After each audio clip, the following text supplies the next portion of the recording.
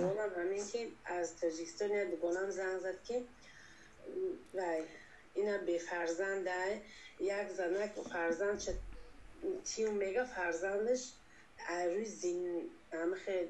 زینات به دنیا در شکم شدگه انا همه اگر تولد کنه همه دختره گیره حرامی میشه چی میشه خواهر جان کودک یگان عیب ندارد که پدر و مادر او زیناگار بودن. عیب کودک چی است اینجا؟ ولا تزر وازرتون وزر اخرى میگوید الله. کسی از به خاطر گناهی کسی جوابگر نیست. کودک خودش را انتخاب نکرد که از همین پدر و مادر شود. کودک ولد زینا اگر یکی به نکاح تولد شد، اما اینجا یگان عیب کودک هم نیست. و کودک یگان پیروتی بددار با گفته ما چی میگن چی دارد شم قدم است میگن چیز دیگر، این گپ همش بافته است. همش بافته است این چیزها. در زمان پیامبر صلی الله علیه و سلم غامدیه وقتی زن شوهردار بود و از زنا حامله می شود، پیامبر صلی الله علیه و سلم میگن رفته تولد، غامدیه میگه پیامبر الله من میخوام رجم شوم، سنگسار شوم، جزاام رو در دنیا بگیرم، میخوام بمیرم. یعنی مرا جزای زناگر رو، حد زناگر رو در دنیا بالای من پیاده کنید. اما حامله بود. پیامبر میگن تو حامله هستی، کودکت رو تولد کن. رفته تولد کرده می آید. میگه پیامبر الله من تولد کردم، من میخوام جزاام رو در دنیا بگیرم، مرا سنگسار کنید. میگن به این شیر بده.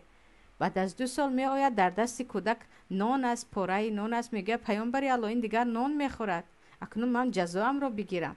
پیامبر کودک رو به خویش و تبار غامدیه میدهند و صحابه ها میگن او را سنگسار کنید که خودش جزایش رو در دنیا میخواهد. بعدن میگن او در باغ‌های جنت میگشت. یعنی غامدیه رو من دیدم که در جنت میگشت. کودکش رو پیامبر گرفته به خویش و تبارش میدهند و اون کودک زنده بود، از صحابه های کوچک بود.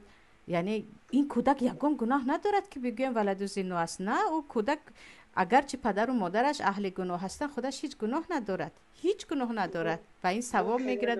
یگان باکه ندارد، یگان خیل باکه ندارد. انشالله ثواب میگیرد از اینکه در یتیم خانه کلان شود. لیکن مسئله ام مصطفی این است که این کودک برای محرم شدن به این عائله یا همین خواهر علاج نداشته باشد، خواهر این پسرچه باشد دخترچه باشد، خویش و تباری خود خواهر یا که شوهرش باید شیر بدهند که این کودک به اینها محرم شود. برای اینکه کودک رو گران کلان کردیم، اگر شیر نخورد و نامحرم می شود. مسئله شیر داده.